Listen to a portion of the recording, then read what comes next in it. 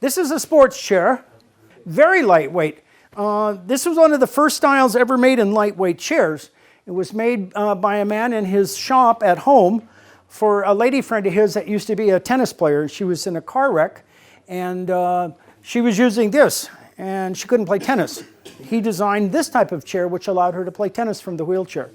And from that point, the evolution in wheelchair manufacturing 30 years ago just made huge, huge changes. So it's very streamlined. Richard has got good trunk support, so he doesn't need armrests. The chair, if you'll profile it, go ahead and turn. You'll see that the seat is higher in the front and lower in the back. You'll see the back is tilted way back, and the back is also very short. So this gives him optimum ability to turn. So spin around and do a wheelie if you can. It's got wheelie bars on it. Papa Willie? Oh, okay. Yeah, he's got, this is the anti-tipper on it.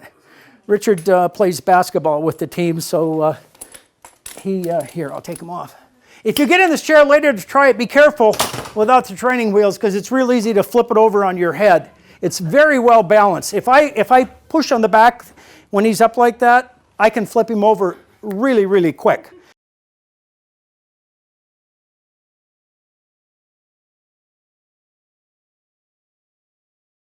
If you look at the depth of the seat, this guy must be touching his head on the ceiling. But if you look at the seat, from the seat to the floor, his lower leg is this long and his upper leg is this long. So it's, I think somebody made a mistake when they did this chair. So we've gone from 41 centimeters as a basic depth up to 50 centimeters in depth. That's why we still have this chair, because it's going to be difficult to find somebody that's strange. Now, they may be an amputee, maybe below the knee, and they have good range at the knee, and they may be resting their lower part of their leg that would fit on the seat. That would be a use for the chair.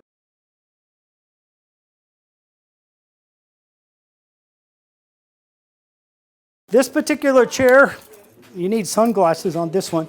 30 centimeters wide, okay? Again, it's available in the whole range of chairs you see. But this one has the ability to tilt into about 45 to 50 degree back angle. Okay? Primarily, we use this for pediatrics, primarily CP kids that have whatever tone, high tone, low tone, fluctuating tone, spastic, whatever it might be.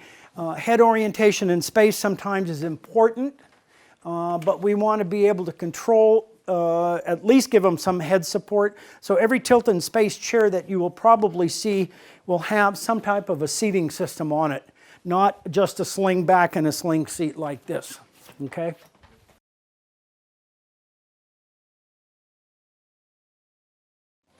Okay, this is called the transport chair. And it is extremely light. It has a fixed arm that doesn't remove. It's got removable footrests. You'll see it has obviously little wheels in the front and the back. It's to transport someone that is not going to push the chair, obviously. So if you need the quick trip to the grocery store or to the doctor and the person can't push the chair, this one is a nice one. It's very easy to get in and out of the car. It folds, and also the back folds down. So it's a very portable chair. Very, very light.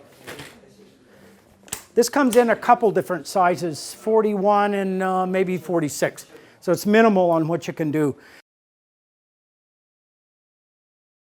Okay, so this chair can come, and to call it a bariatric would be from about 50 up to about 28, or 50 to about 71, excuse me. That would be considered a bariatric. So 150 kilos to 200 kilos, maybe? Somewhere in that area. This chair is extremely heavy. I mean, for me to carry this around, it just, it's, you know, this is someone that obviously you can't get it through the door. But you want them out of bed. So they're going to be extremely limited. If you look at the wheel, the size of the spokes in the wheel and the front casters, they're huge.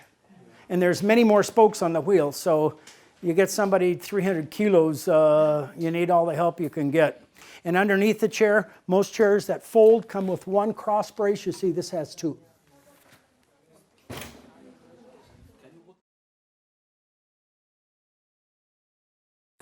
Okay, now some of the components on the chair that are different. So this was the fixed arm, doesn't come off, okay? The removable arm, and the removable arm, if you're going to do a transfer from the bed to get this arm out of the way, a lot of times you get this much more area to be able to get on either left or right side. This is called the desk arm. And the desk arm is designed which allows you to get closer to a table, whereas the fixed arm, you'll stop way out. So you have that much difference between how much closer you can get to a table. One of the things that's an advantage to the full length arm or the fixed arm is that when you transfer out of the chair, you have something to do the transfer instead of reaching back here. So the arm is shorter, so you have to go back here. On the full length or fixed arm, you have support right to the front of the seat. And this one is, again, the removable full length, which would be similar to this, only it comes off the chair. The shoulders should rest at a neutral position. You don't want to jack the shoulder up like this, and you don't want them reaching for the armrest like this. It should be in a neutral position. It's much easier on the shoulder girdle. Everything floats in the shoulder area. So you want to find a neutral position there so you're not creating more problems. If you see problems from a long-term wheelchair user, they're complaining of their shoulders, it's either the way the wheel is positioned or the way they're resting the arm on the arm of the chair. So neutral is really important. If you don't have the adjustable height arm, you can change that by the thickness of your cushion that you put underneath the person. Okay, there's a swing away arm. I didn't have a chair that had one. And that would be this, and on the sports chair, this one would come with this option right here. So this arm would set like this. You pull it up, it'll swing out of the way this way, or it'll pull out of the socket. And then on the socket that is attached to the chair, there's a series of holes that you change the height of it, a permanent height adjustment. We can change or we can cut it off if you don't need to change the height. Once on this chair you have it set, you see it's minimal support. You don't need a lot. A lot of times the individual that has this arm is using it only for a pressure release, a push-up, okay? And you'll see this primarily on tilt and space chairs that have seating. So if you want to get into the hip to position someone, it's nice to be able to get the arm out of the way so you can access the pelvis for appropriate positioning much easier. And then this locks by itself. This has a series of holes on the back cane. This is called the cane. And I can raise and lower the arm by how I position here. If my user is tilted in this position for the most of the day, the arm is not straight. So I have degrees of tilt that I can set the arm straight when I'm tilted back this far. So if I wanted to maintain the arm straight this way, when I tilt the chair back, it's not straight anymore. So there is a little slide right here. Now I can take the bolt out and I can, if this is where I want to leave this for the most part, maybe when I'm feeding or if I'm using the tray, a table for any reason, I can straighten the arm in this position. Okay?